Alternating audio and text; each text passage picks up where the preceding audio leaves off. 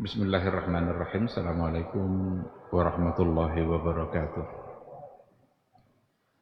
Innal hamdalillah nahmaduhu wa nasta'inuhu wa nastaghfiruh wa na'udzu billahi min shururi anfusina wa min sayyiati a'malina. May yahdihillahu fala mudhillalah wa may yudlilhu falan tajida lahu waliyyan mursyida. Asyhadu an la ilaha illallah wahdahu la syarikalah wa asyhadu anna Muhammadan abduhu wa rasuluh la nabiyya ba'dah. Ikhwati fillah, hadirin hadirat kaum muslimin dan muslimat yang dimuliakan Allah. Mari kita awali kajian kita dengan memperbanyak ungkapan puji dan syukur kepada Allah Subhanahu wa taala. Alhamdulillah, pada malam yang insyaallah penuh dengan kebaikan dan keberkahan ini, kita kembali dimudahkan oleh Allah Subhanahu wa taala untuk duduk di majelis ilmu. Mudah-mudahan setiap langkah kaki yang kita gerakkan dari rumah menuju rumah Allah itu membuat dosa-dosa kita terampuni, dan pada saat yang sama membuat derajat dan kemuliaan kita di sisi Allah naik. Dalam hadis memang dikatakan seperti itu. Tidaklah hamba Allah meninggalkan rumahnya untuk kemudian dia pergi ke rumah Allah, yang tentu saja itu adalah untuk beribadah, sholat, majelis ta'lim, majelis ilmu, kecuali langkah pertama akan menghapus dosa, dan langkah kedua akan mengangkat kemuliaannya di sisi Allah. Satu tangga, terangkat satu derajat. Langkah lagi kedua, terhapus dosa, terangkat lagi derajat dan kemuliaannya. Melangkah lagi untuk yang ketiga, terhapus satu dosa dan semakin tinggi pula derajat dan kemuliaannya di sisi Allah. Semakin banyak langkah yang kita tujukan ke rumah Allah, maka semakin banyak pula dosa-dosa kita yang terampuni. Alhamdulillah, pada malam hari ini kita dimudahkan oleh Allah untuk melakukan itu. Meskipun hujan dan lain sebagainya, tapi ternyata hujan tidak membuat itu sebagai penghalang kita untuk hadir di rumah Allah yang mulia ini. Mudah-mudahan semua fadilah dan keutamaan keberadaan di rumah di majelis ilmu pada malam hari ini mudah-mudahan insyaallah bisa kita dapatkan. Ikhwati fillah, salam dan salam sama-sama kita ucapkan untuk Nabi kita yang mulia, Nabi Muhammad sallallahu alaihi wasallam. Allahumma salli ala Muhammad wa ala ali Muhammad.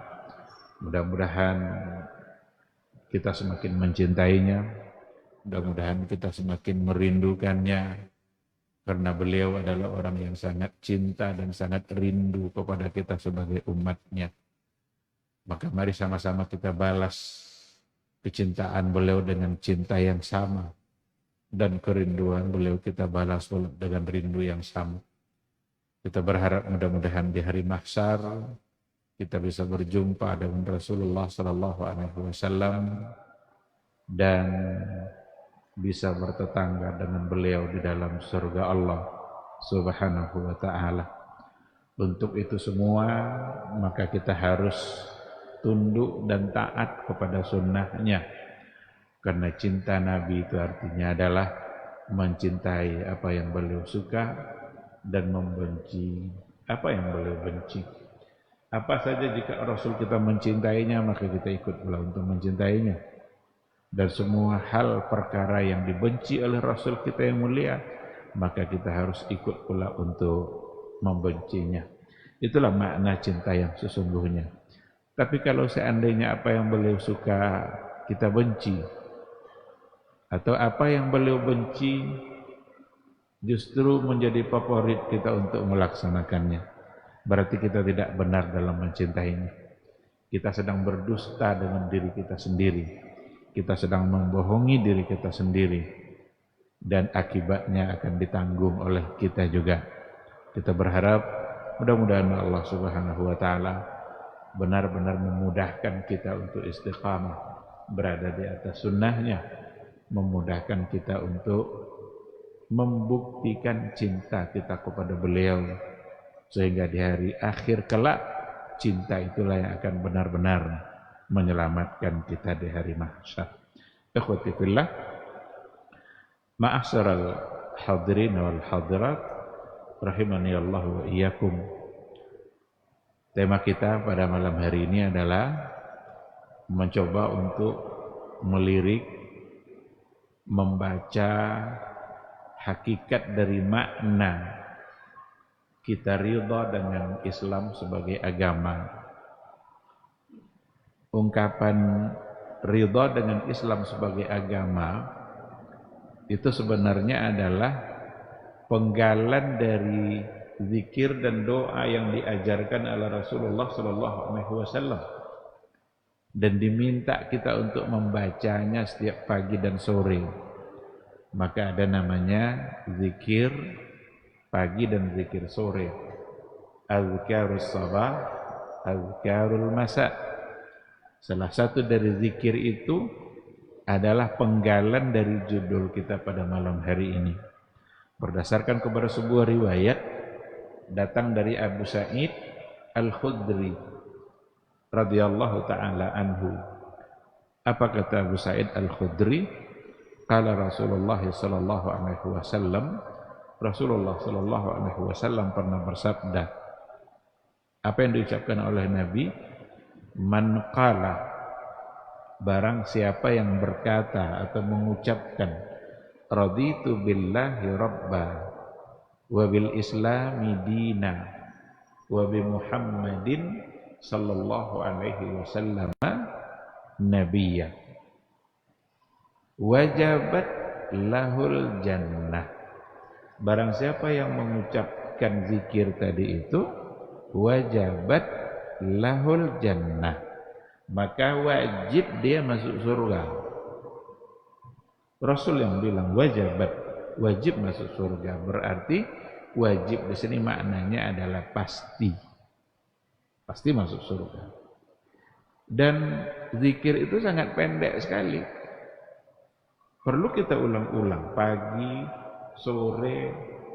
Ini sebagai bagian dari zikir baik yang ternyata membuat kita masuk surga. Nabi yang bilang, barang siapa yang mengucapkan raditu billahi rabba, aku ridha dengan Allah sebagai Rabb, wa bil islami dina, dan aku ridha pula dengan Islam sebagai agama, wa bi Muhammadin sallallahu alaihi wasallam nabiyya, dan aku ridha pula dengan Nabi Muhammad sallallahu alaihi wasallam sebagai nabi. Ada dalam riwayat yang lain rasulah. Ada yang menggabung keduanya, nabi wa rasulah, nabi dan rasul. Ridha dengan tiga hal ini. Kalau itu terus kita ucapkan, maka apa kata Nabi? Wajabat lahul jannah. Wajib dia masuk surga. Kalau Nabi yang mengatakan, berarti itu adalah sebuah kepastian. Hanya tiga kata. Ridha dengan Allah sebagai Rabb, ridha dengan Islam sebagai agama, ridha dengan Muhammad sallallahu alaihi wasallam sebagai nabi dan rasul. Kita akan ambil pada bagian tengah sesuai dengan judul. Ridha dengan Islam sebagai agama. Itu ucapan lisan. Tapi pertanyaannya, apakah cukup hanya dengan ucapan lisan saja lalu kita masuk surga? Ataukah selalu saja ada konsekuensi dari setiap ucapan? Karena mudah kali rasanya untuk masuk surga. Ucapkan lalu masuk surga. Raditu billahi rabba wa bil islami din wa bi Muhammadin sallallahu alaihi wasallam nabi. Masuk surga. Apakah cukup sebatas ucapan? Ataukah ada konsekuensi dari ucapan itu? Jawabannya pasti ada konsekuensinya. Sama dengan hadis kata Rasulullah sallallahu alaihi wasallam, "Inna lillahi tis'ata wa tis'ina isman mi'atun illa wahidah." Wa man hafizaha dakhalal jannah. Allah itu punya nama 99, 100 kurang 1. Man ahsaha, dalam satu riwayat, man hafizaha dakhalal jannah. Siapa yang menghafalnya masuk surga. Siapa yang menghafal 99 nama itu masuk surga. Apakah sekadar menghafal secara lisan? Ternyata Ibnu Hajar Al-Asqalani rahimahullah itu mengatakan tidak. Tidak cukup oleh ucapan lisan saja. Tetapi ucapan lisan ada konsekuensi amal. Maka di situ tergabunglah antara hifzul lisan dengan hifzul amal. Hifzul qawli wa hifzul amal. Kita hafal lafaznya, kita amalkan substansi dari nama-nama yang dimiliki oleh Allah. Persis sama dengan hadis yang tadi itu. Man qala, siapa yang mengatakan, cukupkah dengan perkataan? La, enggak. Tapi mesti diikutkan dengan konsekuensinya. Apa hakikat yang sesungguhnya? Apa makna dari kata raditu yang kita ucapkan itu? Makna inilah yang harus terpatri secara kokoh dalam jiwa kita, dalam kehidupan keseharian kita. Nah, mari kita coba lihat apa makna kata raditu. Saya ridha, saya rela dengan Islam sebagai agama. Apa makna ridha? Apa makna raditu? Para ulama memberikan penjelasan tentang makna dari kata raditu. Ada 3 makna yang disampaikan oleh para ulama untuk kata raditu. Yang pertama adalah qana'tu. Qana'tu itu dari kata qana'ah. Kita merasa cukup dengan apa yang ada dalam Islam, sehingga kalau seandainya kita sudah cukup dengan apa yang ada dalam Islam, maka kita tidak memerlukan lagi selain Islam. Enggak butuh lagi kita kepada sesuatu selain daripada apa yang sudah didatangkan oleh Rasul kita dari Allah Subhanahu wa taala dalam semua ketentuan Islam.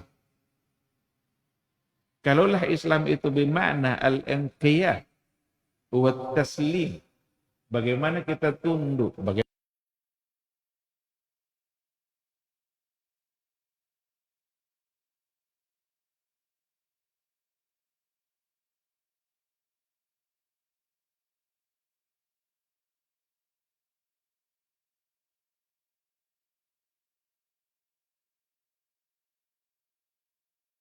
kita tidak memerlukan hal yang lain. Ada di antara ulama yang memaknai raditu itu dengan amantu. Amantu. Saya ridha berarti saya percaya. Saya beriman. Apapun yang datang dari Rasulullah sallallahu alaihi wasallam dalam perkara-perkara Islam, amantu. Saya beriman. Percaya dengan semua yang didatangkan oleh Rasulullah sallallahu alaihi wasallam. Kenapa kita harus percaya?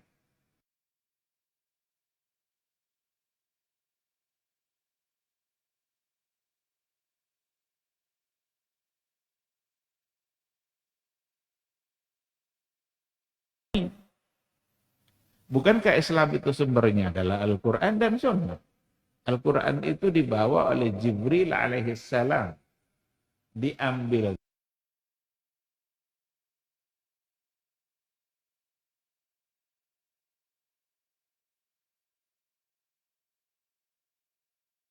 Al-Amin. Nazala bihi ar-ruhul amin. Turun di bawah ayat itu oleh Ruhul Amin.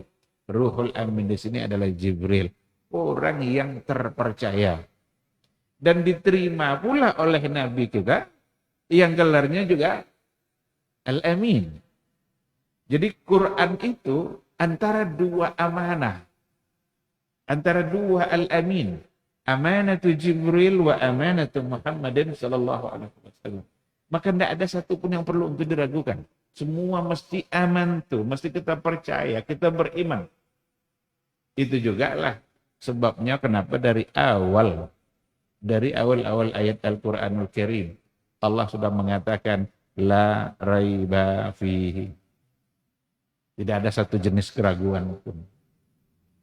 Zalikal kitab, itulah Al-Quranul Karim yang menjadi petunjuk bagi manusia dan sifatnya adalah la raiba fihi. Tidak ada satu jenis keraguan pun. Maka meragukan Al-Quran itu bisa membuat kita menjadi kufur. Meragukan apa contohnya? Meragukan ayat-ayatnya, meragukan hukum-hukumnya. Iya, tidak riba itu haram ya? Kira-kira hari ini riba masih haram atau tidak? Mulai kita mencoba untuk meragukannya. Itu satu hal yang berbahaya. Kalau kita mulai meragukan, berarti kita tidak radhi itu. Kita tidak lagi radhi itu bil islami dina. Karena ada sebuah ketentuan dalam agama yang kita coba untuk meragukan. Padahal ungkapan sudah ada, tinggal lagi bagaimana hati ikut dengan apa yang diucapkan. Hukumnya, ayat-ayatnya, kisah-kisahnya. Boleh tidak kita meragukan kisah-kisah Al-Quran? Tidak boleh, karena Allah yang menceritakan. Semua yang diceritakan oleh Allah tentang peristiwa umat-umat terdahulu itu wajib kita percaya dan benar. Meskipun terkadang oleh akal kita mungkin kayaknya kalau diukur cerita itu pakai akal tidak cocok kayaknya itu. Apa contohnya? Ashabul Kahfi tidur 309 tahun. Masuk akal tidak? Kalau dibawa kepada logika kita. Bangun dia sehat-sehat aja dia. Tetap jadi seorang pemuda. Segar bugar, tidak tambah tua dia. Seperti mana dia mulai tidur, seperti itu pula dia bangun. Padahal tidurnya 309 tahun. Bolehkah kita meragukannya? Enggak boleh. Kalau kita ragukan bisa kufur. Maka orang-orang liberal kadang terucap oleh lidah mereka. Apa kata orang-orang liberal? Kisah-kisah Al-Quran itu yang penting bukan benar atau tidak benarnya, tapi yang penting adalah ibrah yang diambil dari kisah itu. Ini ucapan ini adalah racun. Ketika dikatakan tidak penting benar atau tidak benar, memang ada yang tidak benar. Berarti seolah-olah tersirat di situ ada unsur-unsur yang perlu untuk diragukan. Maka jangan pakai timbangan akal kita, logika kita, tidak masuk dia. Ini cerita yang datang dari Allah secara langsung. Disampaikan oleh Nabi kita, As-Sadiqul Masduq, Al-Amin. Maka tidak boleh kita ragukan. Tongkat bisa jadi ular. Laut sebegitu luas dan dalamnya bisa jadi jalan hanya karena Nabi Musa melemparkan tongkatnya. Kalau seandainya dibawa kepada logika akal kita, itu sesuatu yang mungkin sulit untuk diterima. Tapi kita mesti percaya. Maka kata radhi itu adalah amantu. Percaya. Semua yang datang dari Nabi. Islam yang dibawa oleh Rasul kita yang mulia. Kita ketika mengucapkan radhi itu berarti amantu. Beriman. Ada di antara ahlul lughah yang memaknai kata radhi itu dengan ahbabtu. Ahbabtu. Tidak cukup sekedar kita imani saja, tapi ahbabtu. Kita cintai. Kita jiwai. Mengimani sesuatu, kalau sudah kita cintai, maka sesuatu itu akan membuat kokoh dalam kepribadian kita, karena kita ikut mencintainya. Jadi bukan sekedar percaya, tapi diikutkan oleh cinta. Ketika ada perintah sholat, kita imani itu sebagai perintah yang datang dari Allah. Tapi kita cintai. Ketika kita sudah mencintai perintah Allah, maka kita merasa bersalah, merasa rugi kalau seandainya kita tidak mengerjakannya. Karena ada sesuatu yang kita cintai yang hilang dari kita. dan membuat kita akan sangat nyaman untuk mentaati Allah karena ketaatan didasari oleh cinta. Ketika ada perintah puasa, ada enggak orang yang enggak puasa ketika datang bulan Ramadan? Ada. Kira-kira yang enggak puasa itu percaya enggak kalau puasa itu wajib? Percaya kan? Tuh, apa enggak puasa? Kalau kita tanya lah, orang-orang yang enggak puasa di bulan Ramadan tuh, orang mau semua puasa, dia asik aja minum-minum. Coba tanya sekali-kali, kamu yakin enggak puasa itu wajib? Kira-kira jawabannya yakin atau tidak yakin? Pasti yakin. Berarti ada amantunya, cuma ahbabtunya yang tidak ada. Itulah kata para ulama, di antara makna raditu ada amantu, ada ahbabtu. Saya beriman dan saya cintai. Kalau seandainya perintah Allah sudah kita cintai, pasti kita akan melaksanakannya. Kita merasa bersalah kalau seandainya kita tidak melaksanakannya. Karena kita tidak hanya sekadar mengimani percaya saja, tapi diikutkan oleh cinta. Itulah orang-orang terdahulu begitu dan sangat menikmati mereka ketika mereka melaksanakan ibadah sholat. Ketika imamnya membaca ayat yang begitu panjang, begitu mereka menikmatinya dan sangat menikmati sekali. Kenapa? Karena pelaksanaannya diikutkan dengan cinta. Tapi kalau enggak, panjang kali mau ini baca ayat, bilok dan selesai gitu. Padahal yang dibaca cuma wasama'i wa tahri. Bagi sebahagian, ketika yang dikedepankannya adalah kepentingan hawa nafsunya, buru-buru ingin kerja, buru-buru ingin keluar dari masjid, berarti ada yang kurang di situ. Ada cinta yang kurang. Nah, oleh karena itu, ikhwati fillah, raditu, saya ridha, berarti saya percaya dan saya cintai.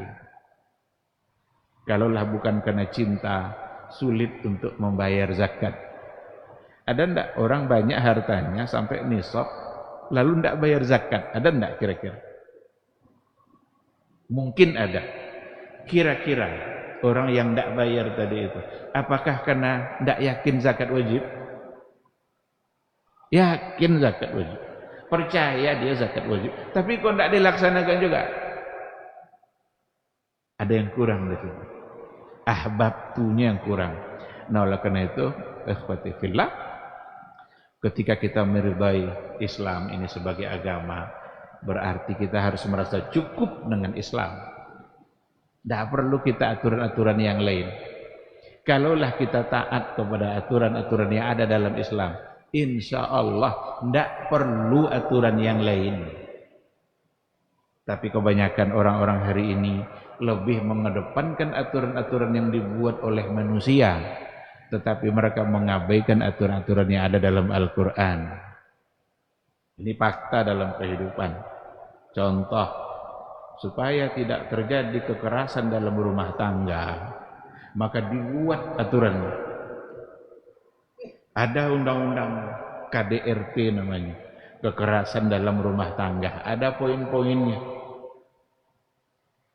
Mereka ingin menjadikan itu sebagai solusi. Biar kekerasan dalam rumah tangga tidak terjadi lagi, buat undang-undangnya. Sekarang pertanyaannya, ketika undang-undang itu jadi, berkurangkah kekerasan dalam rumah tangga? Tambah berani bini-bini gini durhaka pada orang tuanya karena merasa terlindungi oleh undang-undang. Tapi ketika Islam yang memberikan solusi, dan solusi yang diberikan oleh Islam itu dari akarnya. Selalu dari akarnya.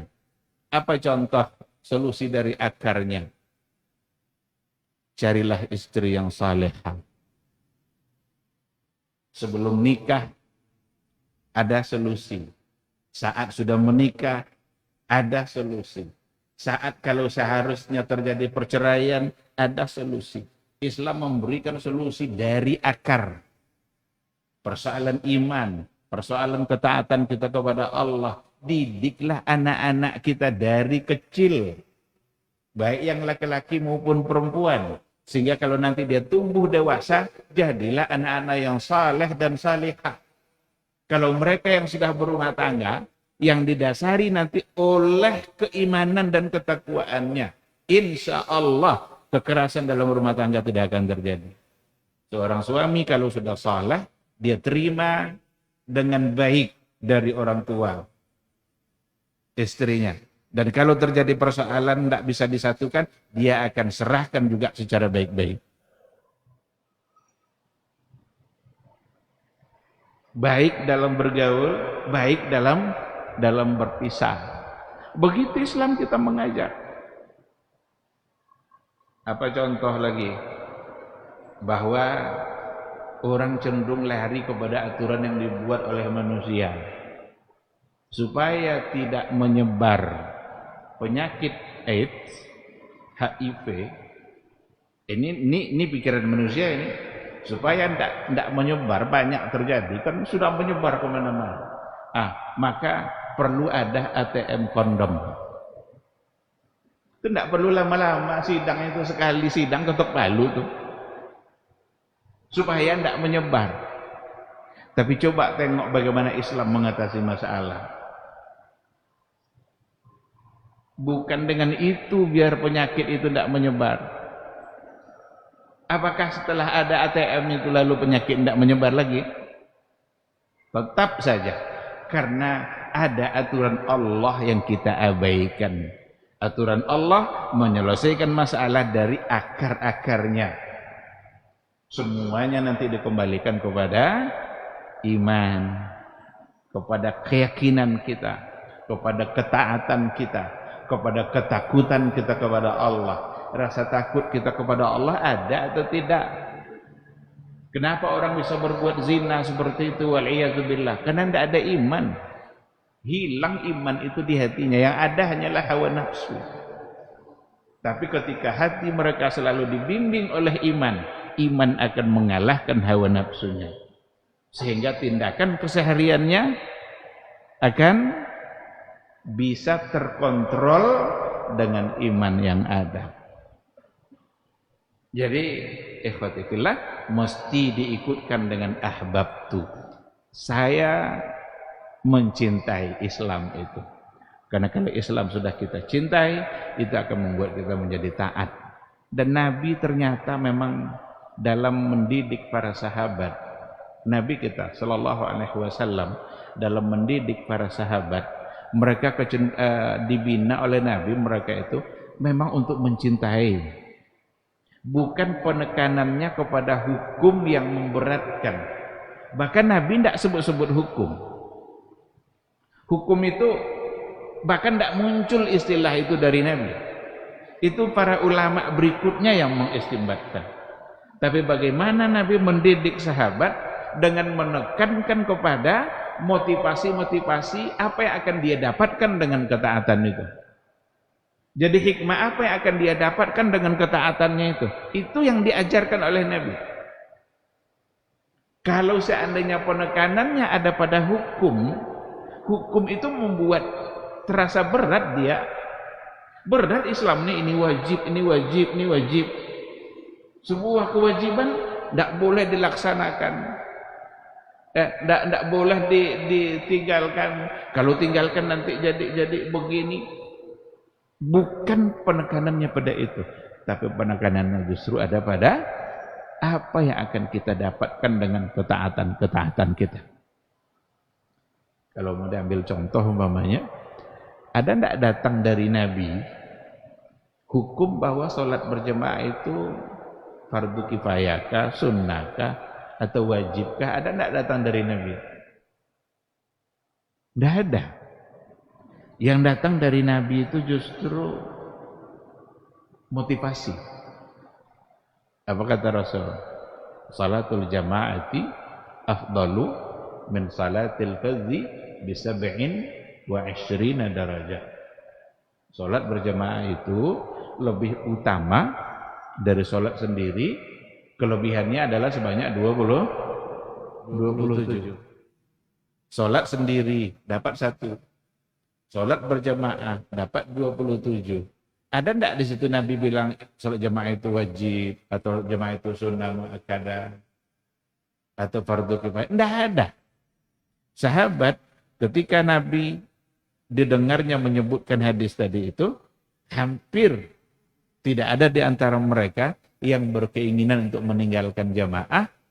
Mereka tidak peduli lagi hukumnya wajibkah, sunnahkah, tidak peduli lagi. Tapi yang mereka pertimbangkan adalah apa yang akan dia dapat dengan sholat berjamaah. Hampir mereka setiap sholat berjamaah memenuhi masjid itu. Tidak ada yang meninggalkannya. Kenapa? Karena 27. Tapi kalau kita bawa nanti pendekatan hukum, apalagi nanti jumhur ulama mengatakan hukumnya sunnah muakkadah, kan tidak wajib. Datang pula definisi sunnah nanti, berpahala mengerjakan, tidak apa-apa kalau ditinggalkan. Tidak apa-apa, ini yang jadi masalah nih. Coba tes sekali-kali.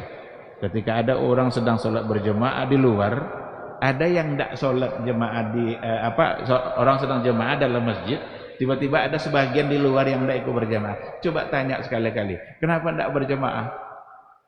Jawabannya, kan tidak wajib.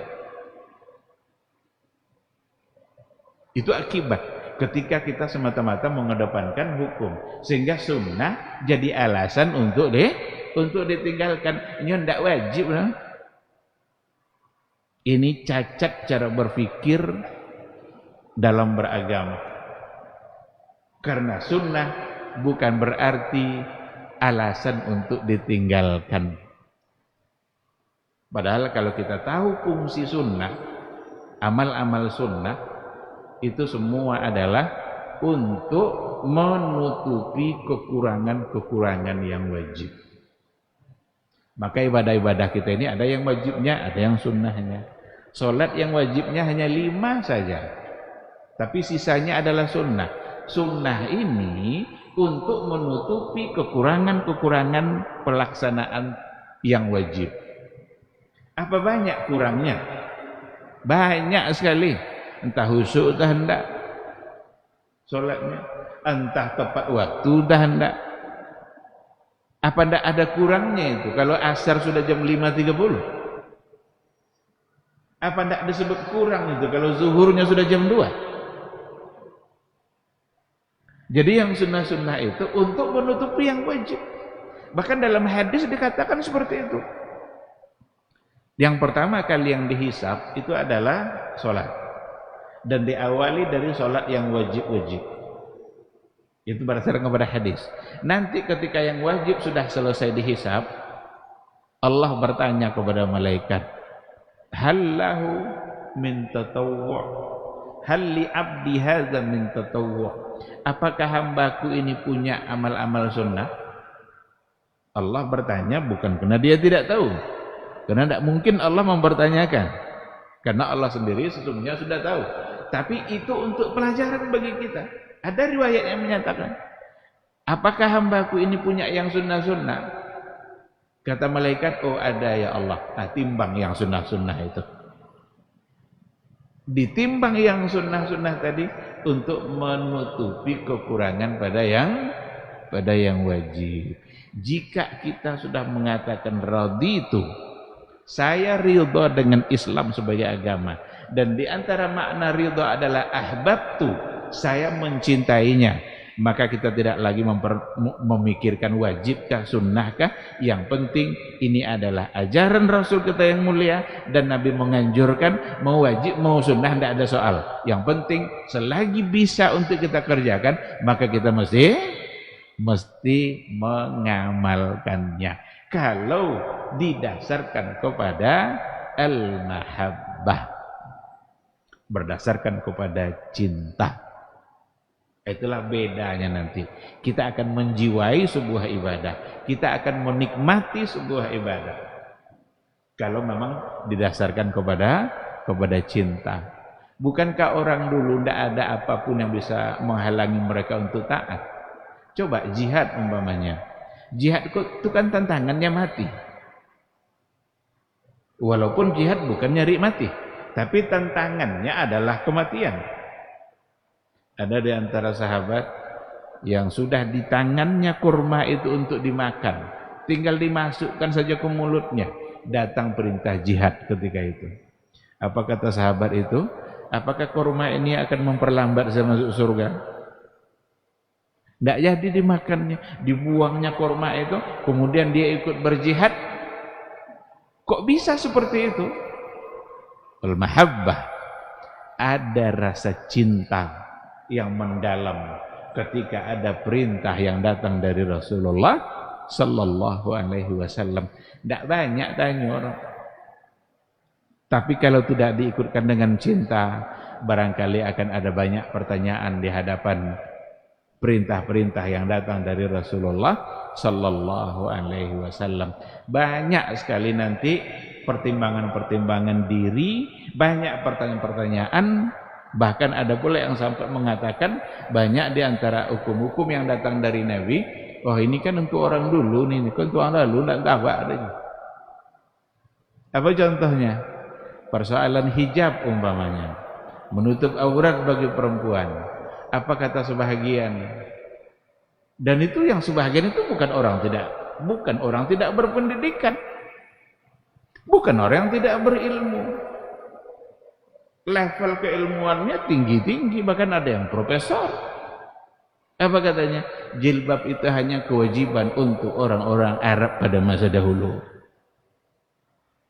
Tidak masuk kewajiban itu ke kita, karena untuk orang dulu. Kok bisa sampai ada analisa seperti itu? Arab itu kan padang pasir, tandus, banyak debunya. Jadi wanita-wanita harus dilindungi dari debu-debu itu. Maka diperintahkan untuk menutup. Kalau itu alasannya, sama sekali tidak ada mahabbahnya. Tidak ada rasa cinta untuk mengamalkan. Padahal ayatnya jelas. Ada juga yang mengatakan itu kan perintah untuk istri Nabi, karena ayatnya ya nisa'an Nabi, hai istri-istri Nabi, seolah-olah hukum hanya untuk mereka. Padahal dalam kaidah usul fikih dikatakan al-ibratu bi umumil lafzi la bi khususis sabab. Hukum itu bukan dipandang khususnya sebab,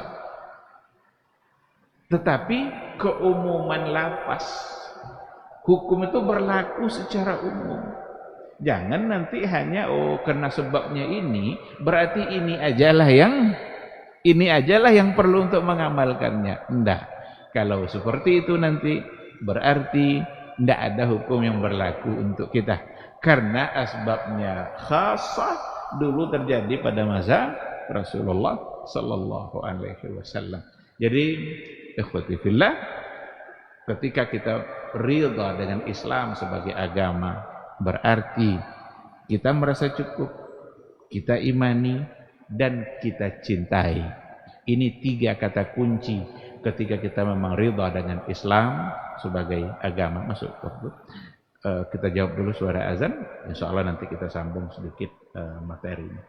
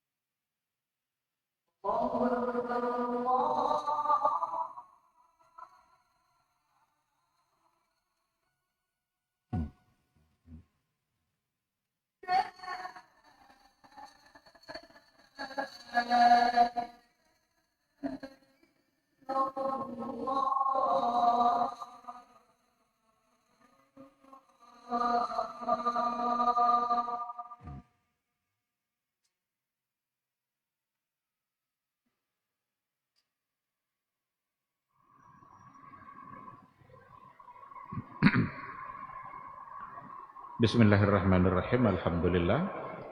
Wassalatu wassalamu ala Rasulillah wa ala alihi wa sahbihi wa mawala. Ikhwati fillah, ma'asyiral hadirin wal hadirat, rahimani Allahu wa iyyakum. Kita lanjutkan sedikit materi kita terkait dengan kalimat saya ridha dengan Islam sebagai agama. Tadi kita sudah berikan penjelasan tentang makna ridha. Kita mesti merasa cukup, tidak perlu yang lain. Kita mesti mengimaninya dan sekaligus kita mesti mencintainya. Cukup sajalah dengan Islam ini. Imanilah dia dan cintai. Sekarang kita masuk pada poin yang kedua. Islam itu apa?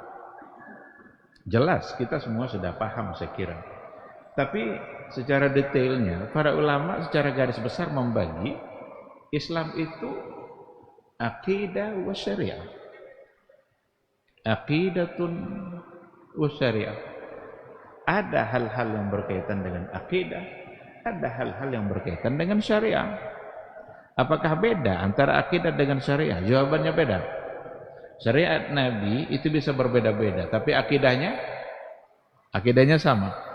Dari Nabi pertama sampai Nabi terakhir, akidahnya sama. La ilaha illallah. Siapapun Nabi yang diutus ke kaumnya, pesannya sama. Ya qaum i'budullah ma lakum min ilahin ghair. Hai kaumku, sembahlah Allah saja. Tidak ada yang pantas kalian sembah selain Allah. Semua nabi akidahnya sama, pesan mereka sama, tapi giliran syariat mereka bisa berbeda. Itulah sebabnya para ulama, pakar-pakar itu membagi Islam secara garis besar akidah wa syariat. Sekarang akidah dan syariat, ketika sudah kita mengatakan raditu, saya ridho dengan Islam sebagai agama, berarti kita ridho dengan akidah, ridho dengan syariat. Coba kita lihat satu persatu dalam waktu yang singkat saya kira. Ridho dengan akidah yang diajarkan oleh Nabi kita. Kita sudah merasa cukup dengan penjelasan akidah yang datang dari Nabi. Kita mesti percaya dan kita mesti mengimaninya. Kata-kata kita merasa cukup, cukuplah kita mengambil akidah dari yang diajarkan oleh Nabi kita. Cukuplah kita mengambil akidah, tauhid kita kepada Allah, keyakinan kita kepada Allah. Kita mesti merasa cukup dengan apa yang ada dalam Al-Quran dan apa yang ada pada hadis-hadis Nabi yang diajarkan oleh Rasulullah Sallallahu Alaihi Wasallam. Maka para pakar mengatakan, la yatalaqqa al-mafahim wa at-tasawurat wal aqaid min ghairil Islam kal falsafat au minal kutubil munharifah. Tidak boleh diterima pemahaman-pemahaman, tasawur-tasawur dalam persoalan akidah min ghairil Islam, dari selain Islam yang telah diajarkan oleh Nabi kita, dari selain apa yang ada dalam Al-Quran dan Sunnah Nabi. Apa contohnya dari selain Islam? Kal falsafat, seperti teori-teori filsafat yang digunakan oleh ahlul kalam dalam berakidah. Banyak teori-teori yang mereka buat dalam mengenali Allah. Ada teori jauhar, ada teori arad. Tidak pernah ada pada masa Nabi. Untuk mengenali Allah, ni ayatnya, ni hadisnya. Itulah Allah. Allah yang menceritakan tentang diri dia. Tapi setelah munculnya ahlul kalam, betapa banyak teori-teori filsafat yang digunakan untuk mengenali Allah. Dan pada akhirnya mereka tidak kenal dengan Allah. Mereka tidak mengenali Allah dengan yang sebenarnya, karena caranya salah. Dan bahkan ada di antara ayat-ayat yang berkaitan dengan sifat-sifat Allah yang mereka tolak atau mereka takwilkan. Kenapa? Karena dianggap itu tidak cocok. Kalau sudah seperti itu, berarti tidak ada lagi kata raditu. Kita tidak ridha lagi dalam persoalan akidah dengan apa yang disampaikan oleh Nabi kita dalam hadisnya atau disampaikan oleh Allah dalam Al-Quran. Apa contoh teori-teori yang semua itu berdasarkan kepada apa yang terjadi pada makhluk?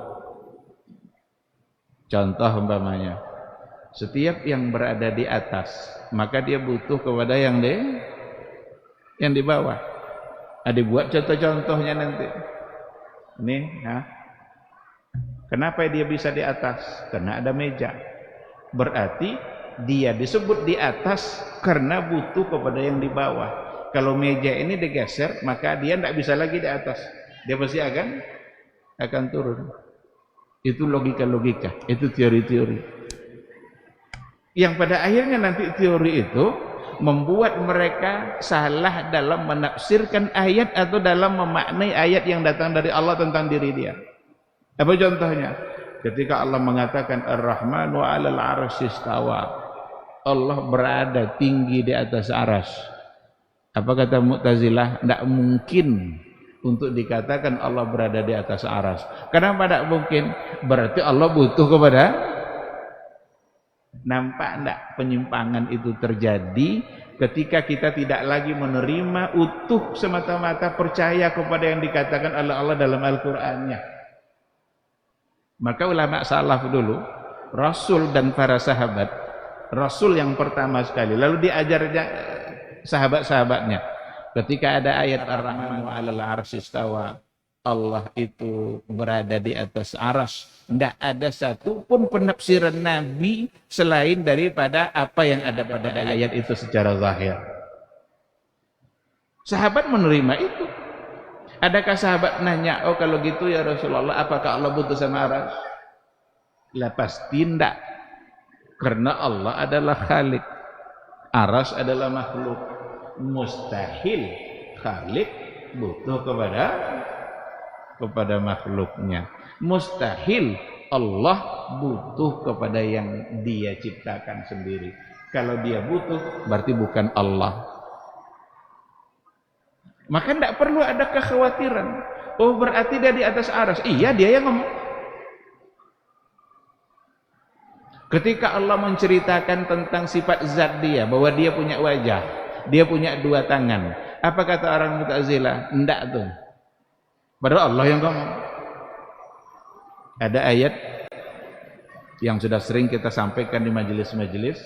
Ya iblis, ma mana'aka an tasjuda lima khalaqtu biyadayya. Wahai iblis, apa yang menghalangimu untuk sujud kepada Adam yang telah aku ciptakan dengan kedua tangan saya? Berarti ayat itu Allah sendiri yang menisbatkan pada dirinya dua tangan. Kata Mu'tazilah, oh tidak mungkin itu. Berarti sama dengan makhluk. Maka muncul pertanyaan-pertanyaan yang tidak perlu. Apa pertanyaannya? Apakah kedua tangan itu adalah bagian dari anggota tubuh? Menyebut anggota tubuh untuk Allah tidak boleh. Karena tidak ada nas yang menisbatkan anggota tubuh kepada Allah. Tetapi ayatnya, hadisnya ada. Dinisbatkan kata zat kepada Allah ada. Zat Allah. Ada juga diri Allah. Ada diri. Kita punya diri, Allah punya diri. Ada ayatnya. Karena Nabi Isa ngomong begini dalam surah Al-Maidah, ta'lamu ma fi nafsi wa la a'lamu ma fi nafsik. Engkau tahu semua yang ada pada diri saya dan saya tidak tahu apa yang ada pada dirimu. Berarti Allah punya diri? Ada ini ayatnya.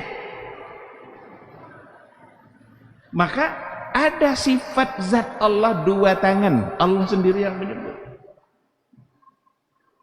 Kalau orang-orang Asy'ariyah sebagiannya mentakwil, ditakwilnya, oh itu bukan tangan itu, tapi al-qudrah wa ni'mah. Kekuasaan dan nikmat. Kalau diartikan dengan kekuasaan dan nikmat, hilang kemuliaan Adam. Tidak ada lagi bedanya penciptaan Adam dengan penciptaan Nabi yang lain. Karena Nabi yang lain diciptakan juga dengan kudrat dan nikmat. Maka dalam hadis Nabi dikatakan, nanti orang-orang kan minta syafaat pertama kepada Adam. Apa alasannya mereka minta syafaat kepada Adam? Karena Adam Nabi yang istimewa. Apa istimewanya? Diciptakan oleh Allah langsung dengan kedua tangannya. Maka datanglah umat nanti, ya Adam, wahai Adam, engkau kan Nabi yang mulia. Engkau kan diciptakan oleh Allah langsung dengan kedua tangannya. Maka beri kami syafaat hari ini. Sekarang kalau diartikan dua tangan itu bukan dengan tangan, tapi kudrat dan kekuasaan. Apa bedanya penciptaan Adam dengan Nuh? Apa bedanya penciptaan Adam dengan nabi-nabi yang lain, Nabi Ibrahim, dengan Nabi Muhammad SAW? Maka tidak boleh dipindah-pindahkan maknanya, kecuali kalau ada hadisnya dari Rasulullah Sallallahu Alaihi Wasallam. Sekarang tidak ada. Maka akidahnya Nabi meyakini bahwa Allah punya dua tangan dan itu sifat bagi zatnya. Anggota tubuh kah? Jangan ditanya, tidak boleh kita menanyakan itu. Karena menyebut anggota tubuh untuk Allah tidak ada nasnya. Dan jangan pernah membayangkan. Jangan pernah membayangkan. Semua yang terbayang oleh pikiran kita dua tangan itu seperti apa, pasti bukan seperti itu. Jangan bayangkan nanti ada jarinya, ada ruas-ruasnya, ada darah yang mengalir di dalamnya. Tidak boleh, karena Allah yang bilang laisa kamitslihi syai'.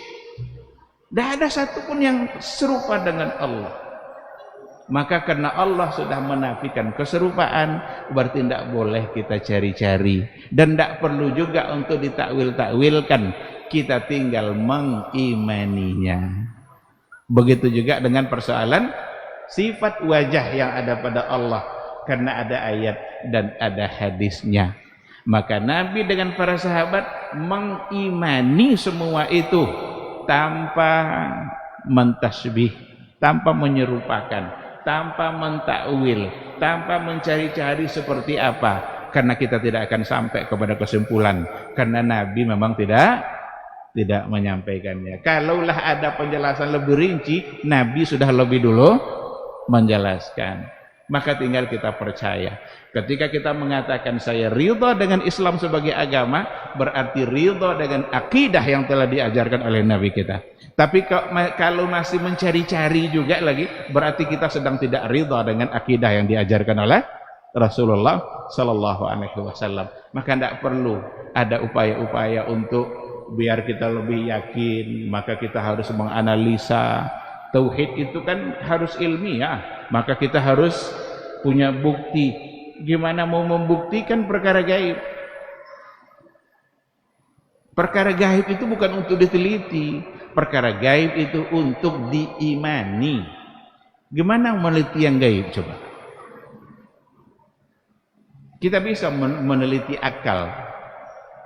Akal saja tidak mengerti dengan rahasia akal. Jadi akal itu sendiri tidak mengerti dengan rahasia dirinya sendiri.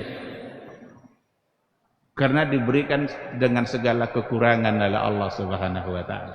Oleh karena itu, perkara tauhid, perkara gaib hanya cukup untuk kita imani. Percaya sajalah apa yang ada dalam Quran, apa yang ada pada hadis, maka selamat. Dan itu yang dilakukan oleh ulama-ulama salaf dulu. Kapan mulainya analisa-analisa? Setelah munculnya ahlul kalam, dan masing-masing aliran punya perbedaan-perbedaan pandangan dalam persoalan akidah, karena akal mereka berbeda-beda, sehingga kesimpulan juga akan berbeda. Maka Mu'tazilah beda sama Jahmiyah, Qadariyah beda pula sama Jabariyah, Maturidiyah beda juga sama Asy'ariyah. Jangan dikira sama Asy'ariyah sama Maturidiyah itu. Beda, banyak poin perbedaannya. Kok bisa berbeda? Karena rumusnya juga berbeda, akal mereka, kemampuannya juga berbeda. Tapi akidatus sahabah, akidahnya para sahabat, mereka tidak ada perbedaan di situ. Kenapa demikian? Karena merujuk kepada Al-Qur'an dan kepada sunnah atau hadis Rasulullah Sallallahu Alaihi Wasallam. Nah, oleh karena itu, ikhwatullah, saat kita mengatakan saya ridha dengan Islam sebagai agama, maka ridha dengan akidah yang diajarkan Nabi kita, ridha pula dengan syariat yang juga sudah diajarkan oleh Rasul kita yang mulia Nabi Muhammad Sallallahu Alaihi Wasallam. Baik, ikhwati fillah, ma'asyiral hadirin wal hadirat, rahimani Allahu wa iyyakum. Saya kira ini mungkin yang bisa kita bahas pada malam hari ini. Ada pertanyaan? Satu pertanyaan kalau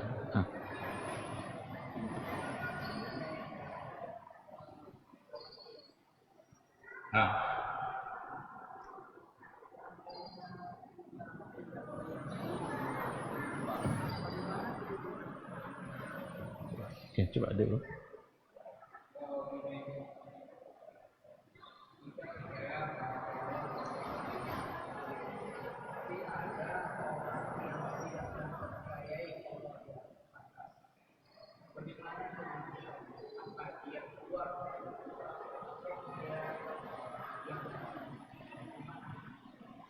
Iya, pada saat kita percaya bahwa Allah berada di atas arsy, karena ayat, ada lebih kurang 7 ayat dalam Al-Quran yang langsung mengatakan Allah berada di atas arsy, seperti Ar-Rahmanu ala al-arsy istawa.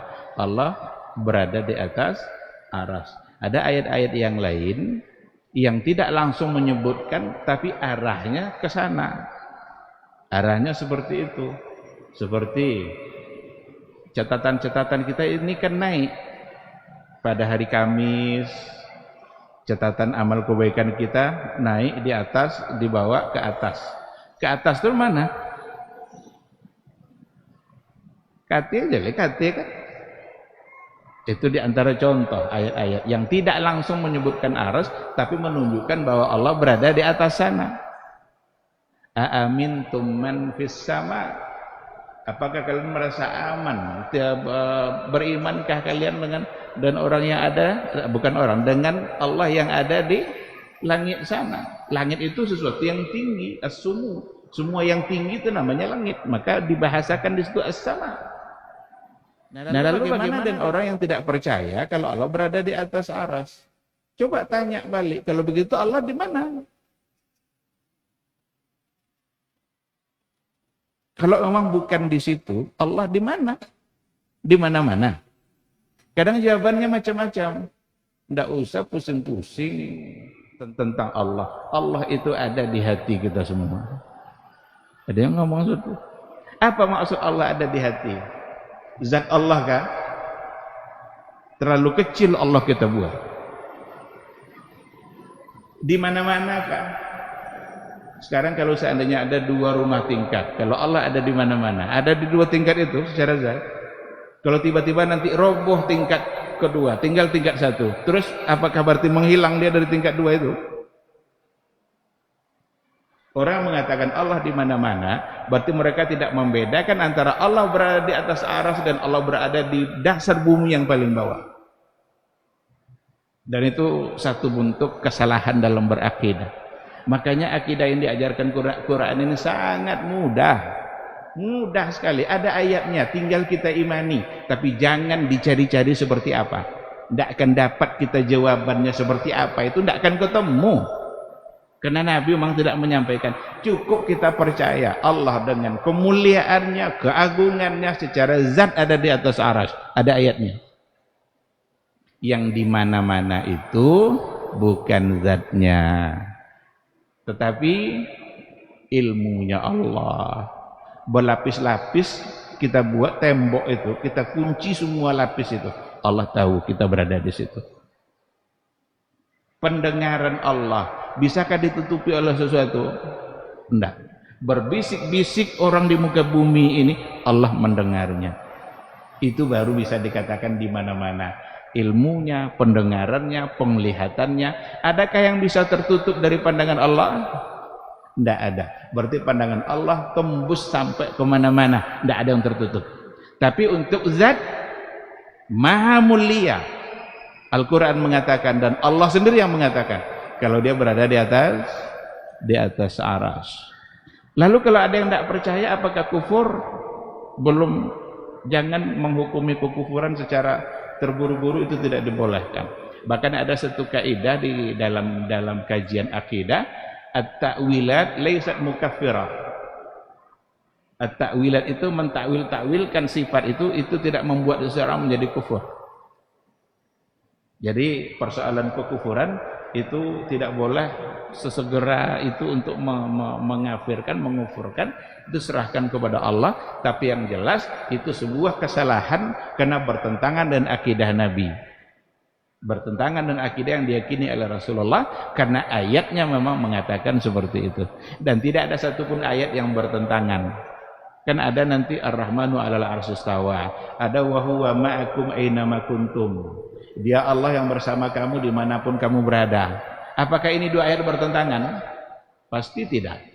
Tidak mungkin ayat yang satu bertentangan dengan ayat yang kedua, karena semua datang dari Allah Subhanahu wa ta'ala. Lalu bagaimana solusinya agar kita paham dia tidak bertentangan? Hubungan dengan aras itu persoalan zat Allah yang mulia. Tapi untuk ma'akum ainama kuntum, dimanapun kamu berada, di situ bersama kamu ada Allah, itu bukan zatnya, tapi adalah sifatnya. Pendengarannya kah, ilmunya kah? Maka klop dia, sejalan dia. Oleh karena itulah persoalan akidah mesti kita kembalikan kepada Quran dan Sunnah. Itulah dalil yang qati' untuk akidah, bukan akal, bukan rumusan falsafat, bukan kalau di atas butuh sama yang di bawah. Tidak. Karena untuk makhluk saja ada di antaranya yang tidak masuk kaidah ini. Langit di atas bumi, butuhkah langit kepada bumi? Langit kedua berada di atas langit pertama, butuhkah langit kedua pada langit pertama? Butuhkan langit ketiga, langit kedua? Tidak ada yang butuh tuh, padahal dia berada di atas. Maka mengatakan, ketika dikatakan Allah berada di atas aras, lalu Allah butuh kepada aras, itu satu hal yang tidak dapat dibenarkan, karena pasti tidak membutuhkan. Seperti itu. Wallahu subhanahu wa ta'ala alam. Ikhwati fillah, saya kira kita cukupkan sampai di sini. Mudah-mudahan kita selalu dijaga oleh Allah Subhanahu wa taala, dijaga akidah kita, dijaga iman kita dari berbagai macam bentuk penyimpangan, dan semoga kita dimudahkan untuk taat kapanpun dan dimanapun sampai akhir hayat nanti. Amin amin ya rabbal alamin. Subhanakallahumma wa bihamdika asyhadu an la ilaha illa anta astaghfiruka wa atubu ilaik. Wassalamualaikum warahmatullahi wabarakatuh.